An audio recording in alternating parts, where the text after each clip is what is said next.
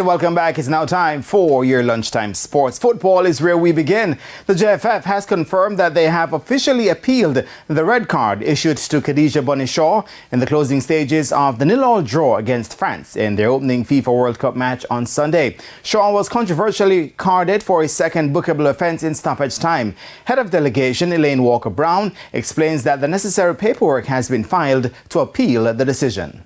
After the game, coach met with one of the coordinators of FIFA that is on the ground at the stadium. They expressed Jamaica intent to appeal the card. They asked for advice. They were advised, and we had 24 hours to prepare that appeal. The technical staff sat, prepared a report, make some clippings to show what grounds we are appealing. It was sent off to FIFA. They had responded, acknowledged receipt of it, and we await their response. Shaw also reflected on the red card.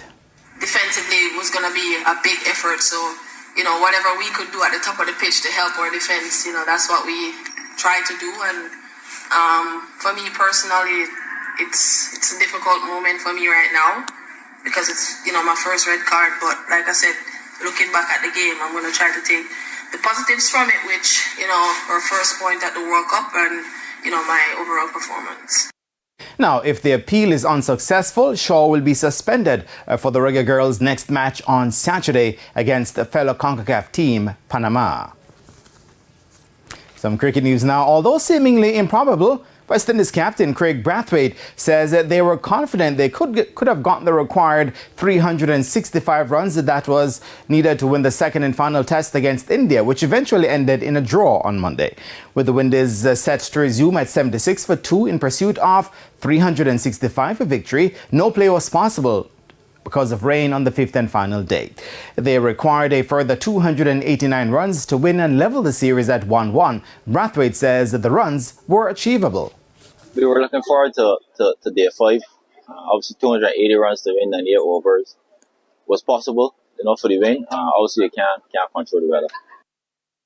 Meanwhile, Brathwaite extolled praises on young Jamaican batsman Kirk McKenzie, who made his debut in the contest. 22-year-old McKenzie had scores of 32 and 0, but Brathwaite says that the Jamaican has shown the necessary aptitude. When he first batted and he showed good composure, which was good. He was still able to hit some boundaries, despite under that pressure. So I think that was a good sign.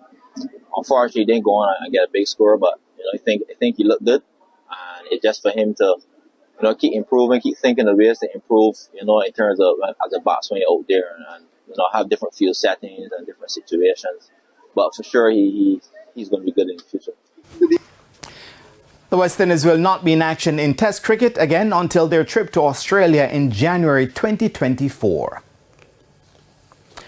Edwin Allen High sprinter Tiana Lee Terrelong says she was not expecting to run as fast as she did at the NACAC Under-18 Championships, which came to an end on Sunday in Costa Rica. Terrelong secured the Under-18 girls sprint double after she sped to a NACAC Under-18 record of 23.53 seconds to win the 200 meters. She erased the previous record of 23.73, which was held by fellow Jamaican Alana Reid. How has training been going, and do you plan to go faster before the year's out? What are your plans?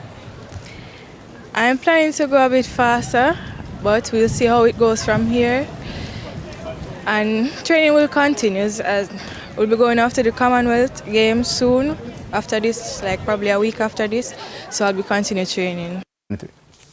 Of course, Jamaica ended second overall on the medal table behind the USA. And that is it for your midday sports report. And I am Jermaine Brown. Shane, back to you. Thanks, Jermaine. And that's the midday news. I'm Shane Masters. Join us at 7 for primetime news on behalf of the news, sports and production teams. Have a good afternoon.